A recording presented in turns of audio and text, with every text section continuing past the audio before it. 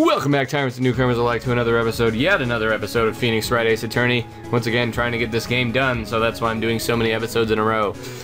Last episode we discovered some very revealing things about Chief Gant, like the fact that he's a pedophile. And now we're about to find out some very revealing things from the mouth of Lana herself. Keeping quiet. I have to admit, I was more than a little perplexed at first. You insisted you did it, yet there was no incriminating evidence. That's when it hit me. It's not that you're unwilling to tell the truth. It's that you're incapable of doing so because of a certain individual. What an intriguing notion. A certain individual, you say? So you think I'm protecting this person? Protecting? No, I think afraid of is more like it. Huh? If I'm not mistaken, the person in question may have persuaded you to silence. For argument's sake, Mr. Wright, who may I ask is this person you're speaking of? The one I am supposedly so frightened of. What is this person's name? Damon Gant. Who else would it be? Well, Miss Skye? Mr. Wright, you are addressing the chief prosecutor. Do not forget your place. I take it you're still not ready to spill the beans. My apologies. Could you please tell me a bit more about the circumstances? Damon Gant. We were partners until 2 years ago. I respected him as a detective. Assuming he is respectable, then tell me something. Why would he try to hide his crimes? His crimes?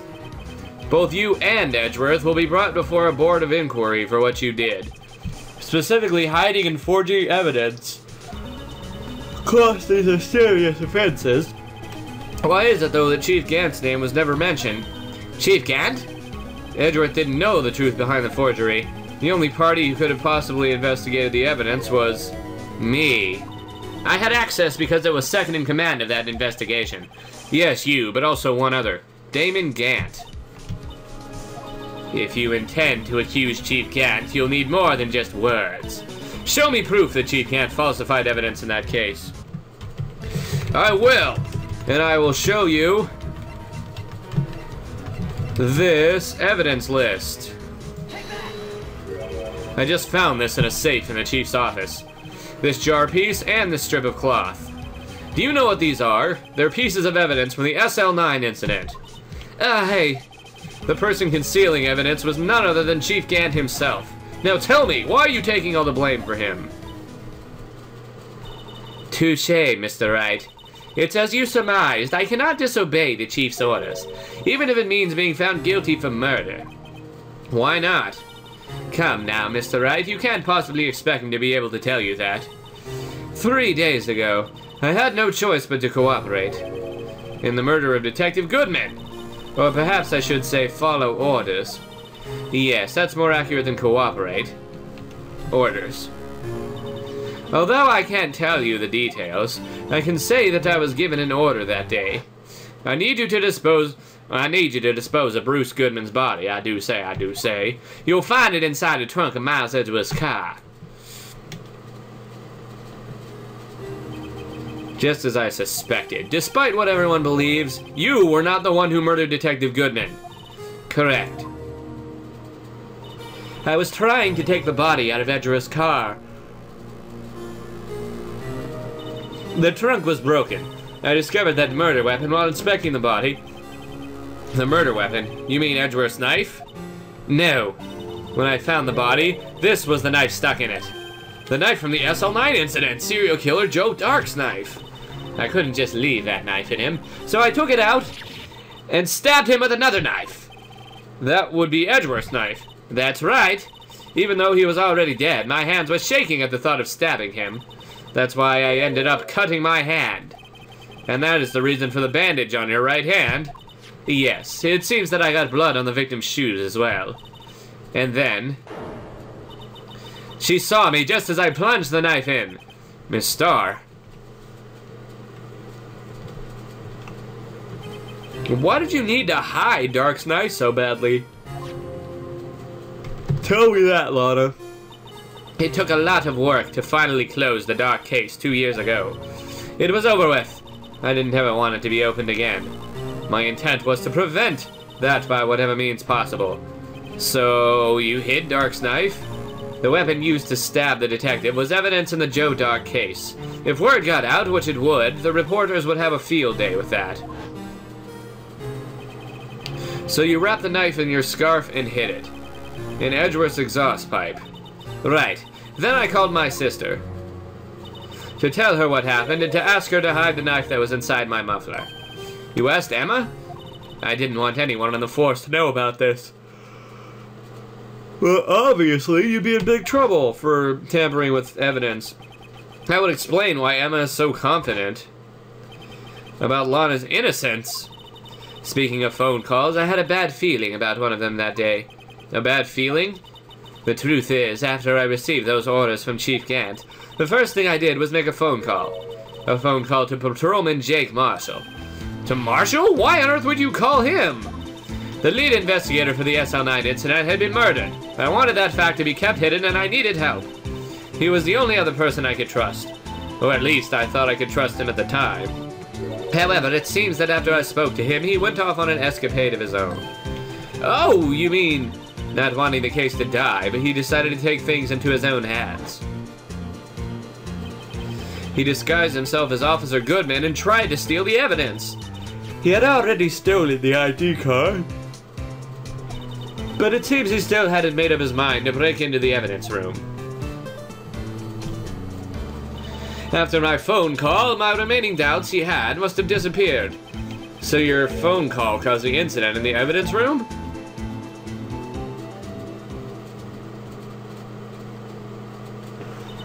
I'm afraid that's all I can tell you.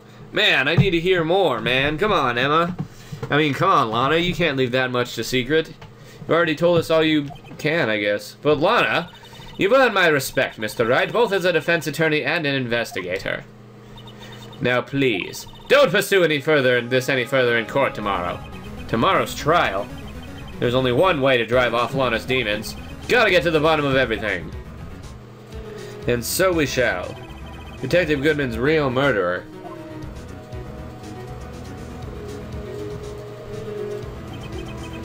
And what went down in the chief's office 2 years ago? To be continued right now, because we still have 23 minutes left, and God forbid we end here. We are almost done. Maybe within 2 or 3 episodes we should be done with this game, hopefully. That would be nice. I do say. February 25th, 9:47, District Court, Defendant Lobby number 2. This is the defendant lobby, alright, but there's no defendant. I've been trying to reach Lana all morning. Where could she be? And where's Emma, for that matter? It almost seems as if something's been happening behind the scenes. Oh, it's Edgeworth. Edgeworth! Knowing you, you've already figured it out. Who the owner of the 7777 ID number is? Well, I have a pretty strong hunch. Looks like I'm not the only one who's figured it out. You know, the only reason this trial didn't reach a verdict yesterday is because there was still room for doubt on this ID record. If that number does belong to whom you suspect, then no doubt will remain. After all, he hasn't been officially charged with anything. True, not yet. In any event, once all doubt has been removed from that list, I can call for a ruling on the defendant.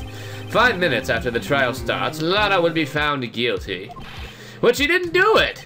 I figured you'd say as much. That's why I came here, to hear what you have to say. This is the first time he's ever done something like this. Edgeworth is actually being nice? It's a miracle! Hallelujah! Lana's hiding something, and the only way we'll ever know is the truth. No, the truth is to draw it out of her. The truth? Everything goes back to the SL9 incident. Don't be stupid. Today's the last day of the trial. We don't have time to reminisce about the past. That depends on you. If she's found guilty, you'll lose your only chance to find out what really happened. I'll think about it. See you in court, right? Alright. This is it. If I'm ever going to find out what Chief Gant has on her, it's now! February 25th, 10 a.m., District Court, courtroom number 9. Suddenly in courtroom number 9, okay. Court is now in session for the trial of Miss Lana Skye. The Beard demands this be the final trial. So help me, Beard. The defense is ready for the final trial, Your Honor. The prosecution is ready for the final trial, Your Honor. Normally, this is when the prosecution puts forth its opening statement, but this is the final trial, so screw that. The beard demands it. But before that, the police chief has a proposal to make. Chief Gant. Oh, lordy. Here he is. Mr. Pedo himself. Morning, folks. How's everyone doing? Hey, have you been back to the pool yet? I do say. No, I've been drowning enough as it is with my work. Oh, that's a good one. Don't think I can top that, I do say. If you don't mind me asking, Chief, exactly what is this proposal of yours? Lana, that is to say the defendant, has asked me if she could speak directly to the court. She wants to do what? Haven't heard what she intends to say. I feel she should be granted a request. I do say. In the end, it should save everyone a lot of time and trouble. I do say. Alright, let's hear it. What's this all about, defendant? Just like to make one simple request and I'll be finished. Oh well then, what's your request? Your Honor, I'd like you to put an immediate end to this trial. Huh? I confess to all charges against me. On February 21st of this year, I murdered Detective Bruce Goodman in the underground parking lot of the prosecutor's office. No, Lana! The heck, Lana? Went all this way for you to do that? You can't! Your Honor, the defendant's claim does not change the defense's plea. In that case, Mr. Wright, I no longer require your services. But Lana! Your Honor, I hereby forfeit my right to an attorney. The prosecution may lack direct evidence against me, but it has sufficiently proven its case through testimony and circumstantial evidence. I would like you to render your verdict now, if you please. Well, the defendant certainly has the right to self-representation. Her question is legally valid, although this is an unprecedented situation. Indeed, it appears there's no further need to continue this trial. The beard is bored. Let's get on with it, even if Mr. Wright may feel otherwise. This can't be happening. It appears the time of the verdict has arrived. This court finds the defendant. Oh, crap. Edgeworth? Lord. One moment, Your Honor. Mr. Edgeworth. Prosecution has not yet proven the defendant guilty beyond reasonable doubt. Any ruling at this stage will certainly be premature. Come now, Worthy. I understand this is a difficult time for you, but why don't you just be a good little boy and keep your mouth shut, I do say. I don't think I care for your tone, Chief Gant. What? Creating another fabrication to cover up your past mistakes. Sorry, but I'm no longer the naive little boy you would have me be. With this sudden confession from the defendant, it's obvious to me some kind of deal was struck behind the scenes. Same kind of deal, I do say. Not everyone operates as you do, Worthy. I thought so. Your Honor, this prosecution would like to change its first witness. Oh, to whom? As its first witness, the prosecution would like to call Miss Emma Skye. I request the court hears her testimony. Mr. Edgeworth, I am exercising my right to self-representation. I don't think we need to continue. I don't care what you think, Miss Skye. The exposure of truth sometimes results in tragedy. However, no matter how tragic the truth may be, it would be an even greater tragedy to avert one's eyes from it. Oh, very well. The court shall grant the prosecution's witness because Edgeworth has suddenly become a B.A. butt munch. That's okay with you, right, Chief Gant? Worthy, you'll live to regret this, I do say, mark my words. Miss Emma Skye, please take the stand. Looks like Edgeworth has decided to take the horse by the reins. Good Lord, and he's the prosecutor. For God's sake. Now then, witness, please state your name and occupation. My name is Emma Skye. My occupation, I'm Lana's little sister, and I want to be a scientific investigator. 2 years ago, you encountered the serial killer Joe Dock of the Joe Dock killings. Is this correct? Yes. I'm trying my hardest to forget about that, though. I'm sorry, but I'm afraid I'm going to have to ask you to recall those events one more time. Mr. Edgeworth, please remember the trial concerns the murder of Detective Goodman. Is an incident that was resolved 2 years ago really all that relevant? Yes, it most certainly is. Oh, well, okay then. He sure gave in fast. Now, please testify about what happened to you 2 years ago. The trip to yesteryear has finally begun. It's bound to lead to the truth behind the trial. 2 years ago. I was waiting in my sister's office that day. A man came running in and took me hostage. Neil Marshall rescued me, but I'll never forget what I saw that instant. The man raised up his knife and stabbed Mr. Marshall in the chest. Oh, snap. Oh, snap! The beard thinks it's a good thing you weren't harmed. I passed out. I don't remember much. Beard snap. That's understandable. However, please tell me, Mr. Edgeworth, what does this testimony have to do with Detective Goodman's murder? That will soon become apparent, Your Honor. You've got to admire him for his courage, considering he has no evidence. Very well, the defense may begin its cross-examination. 2 years ago. I was waiting in my sister's office. A man came running in and took me hostage. Tell me about this man. A man? Yes, Joe Dark. He was a serial killer. Dun dun dun! Joe Dark was brought in for questioning on the day of that crime. We were desperate to get anything on him that would lead to an arrest. When he saw his chance, he fled the room, right? Upon fleeing the room, Dark proceeded to take the elevator. He must have been in a panic because the elevator was going up. Then he ran into Sky and Gant's office. There was a lot of noise coming from the outside, so I opened up the door to have a look. That's when I saw him.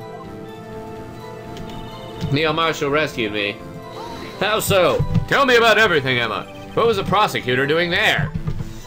That day, there were 2 people present during Dark's questioning. Detective Damon Gant and Prosecutor Neil Marshall. Gant was there too? Neil Marshall had just received the King of Prosecutors Award. Young and dedicated, he went straight to the questioning room after the ceremony.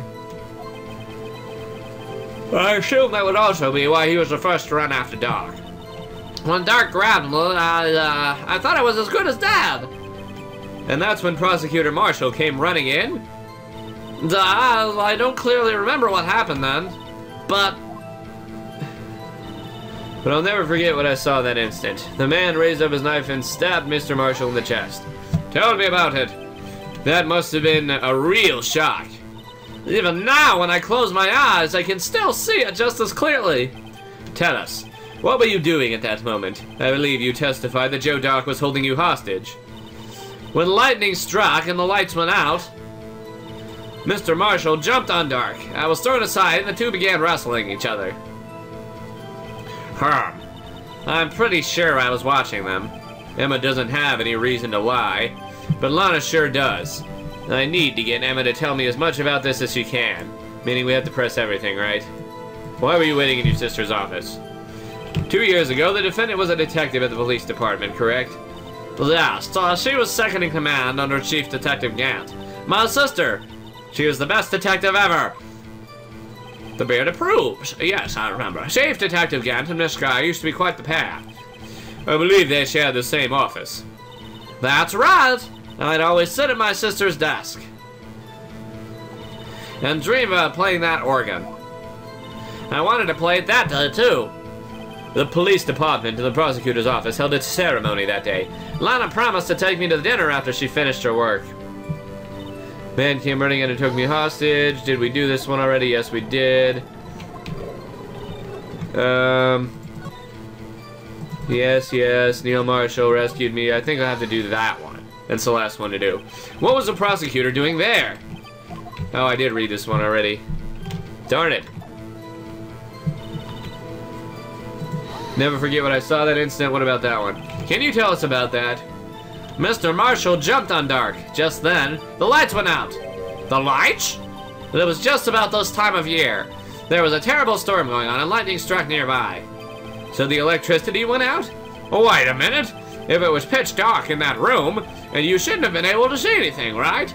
Right, but just then, lightning flashed again outside. That sudden flash left an unforgettable image of the scene in my mind. I see. I told the detective about what I saw then. The detective? Yes, Detective Goodman. He was in charge of the case. Detective Bruce Goodman, the victim.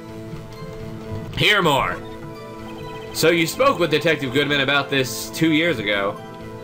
Oh yes, that's what's so scary about this trial. And you told Detective Goodman about what you saw? Well, yes, but at the time, the words just wouldn't come out. That's why I drew a picture. A picture? Yes, I think she mentioned that before. Well, Mr. Wright, have you heard enough? Ask about the freaking picture.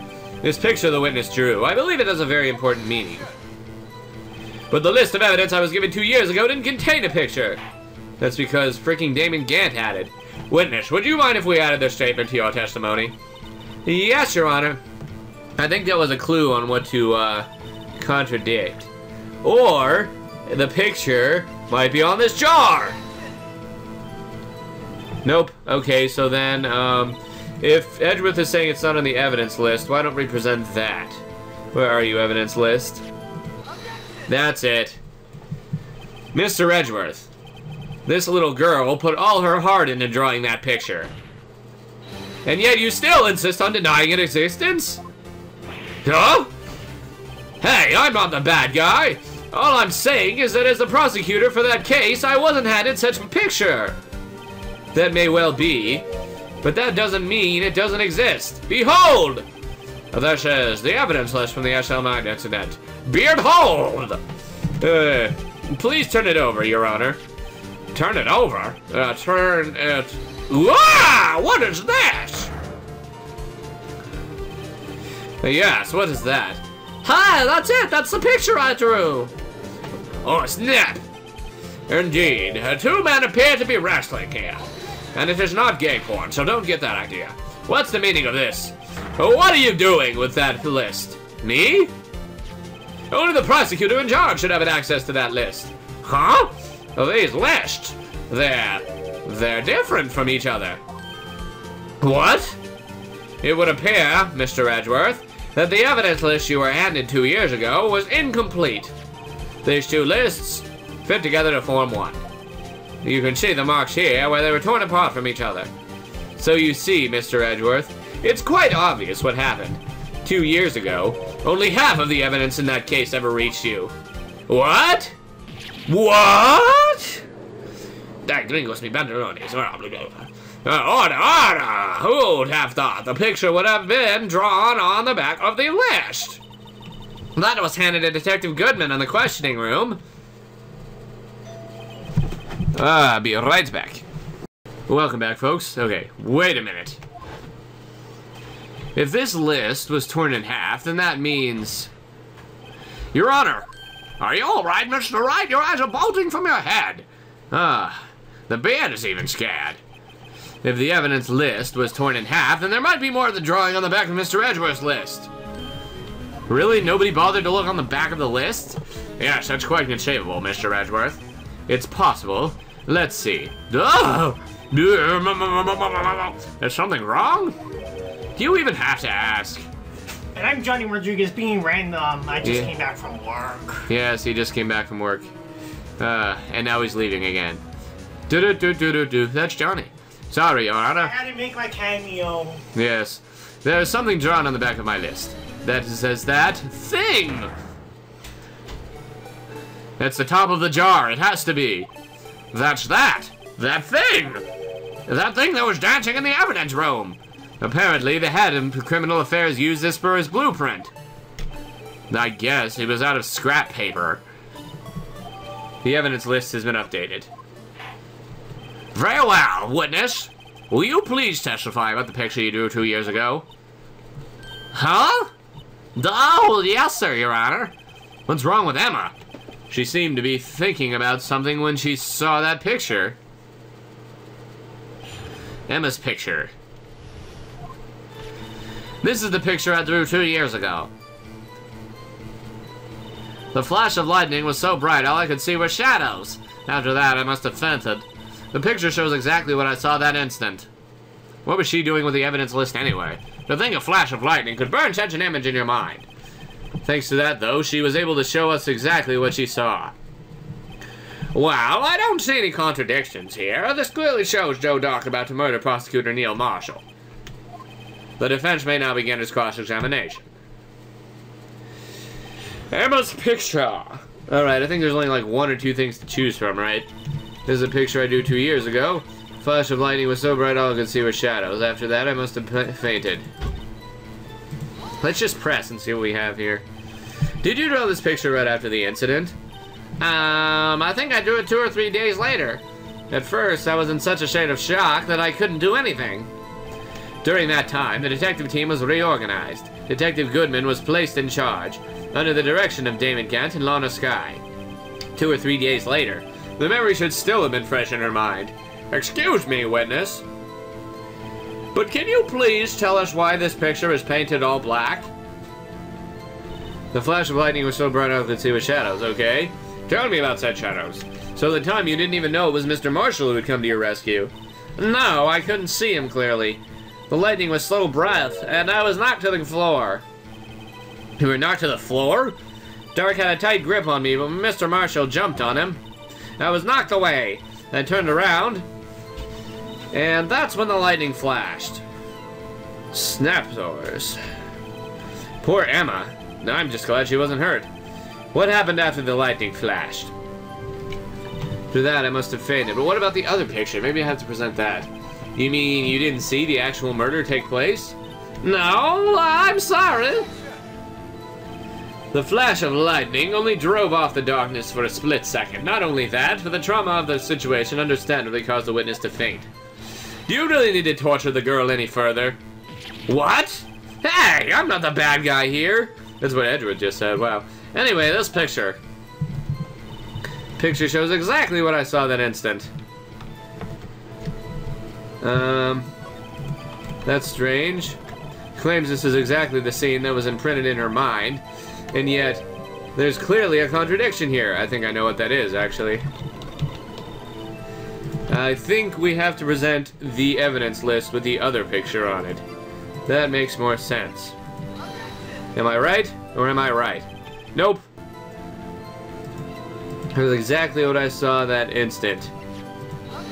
What about this? Or maybe we have to press it. Let's press it. Sorry for asking so many times, but are you sure you drew exactly what you saw? Of course! This is exactly what I saw! Wasn't influenced in any way from your talks with the detectives? Are you insinuating we somehow manipulated her memory, Mr. Wright? No, of course not. I'd better watch out, or he might find some way to cut my salary. I drew this picture before I heard anything from the detectives, so I don't think anyone's story would have influenced me. Mr. Wright, is there something that's bothering you about this picture? Huh? Oh, well, that's strange. She claims this is exactly the scene that was imprinted in her mind. Okay, we read that already.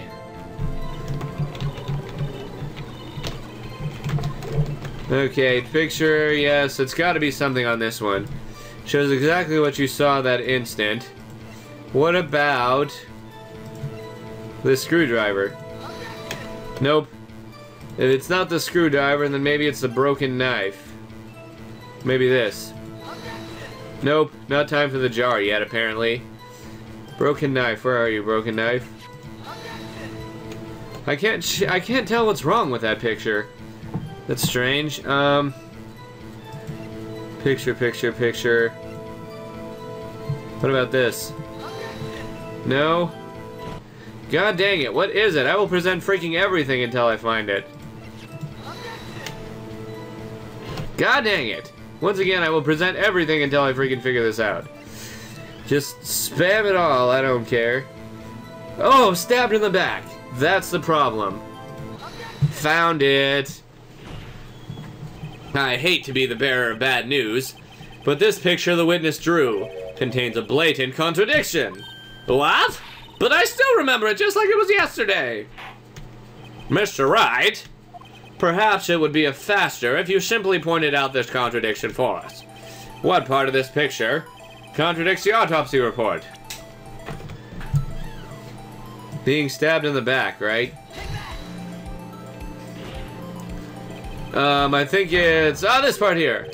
No. Okay, what about this? Contradiction, of course, lies here. Take a look at the knife the man is holding. If you look closely, you can see the tip is broken. Oh, I didn't even notice that. In fact, you don't even have to look closely to see that. But Mr. Wright, look at the evidence. See the murder weapon? The tip is broken too. If I recall, the tip of the knife was found broken off in the victim's body. It was a conclusive piece of evidence that proved Joe Dark was the murderer. I'm afraid it's not so simple, Emma. Huh? Where could you possibly see a problem? It's obvious, really. The victim suffered a single stab wound to the back. If the victim was only stabbed once, then the murder weapon should not yet be broken. What's the meaning of this? Perhaps the knife was broken beforehand. Sorry, but I'm afraid that's not possible. The tip of the knife was found inside the victim's body. It was broken beforehand. It couldn't possibly wind up there. That's right. But what does this mean? We'll have to find out next episode. Rate, comment, subscribe, favorite, and see you guys next time.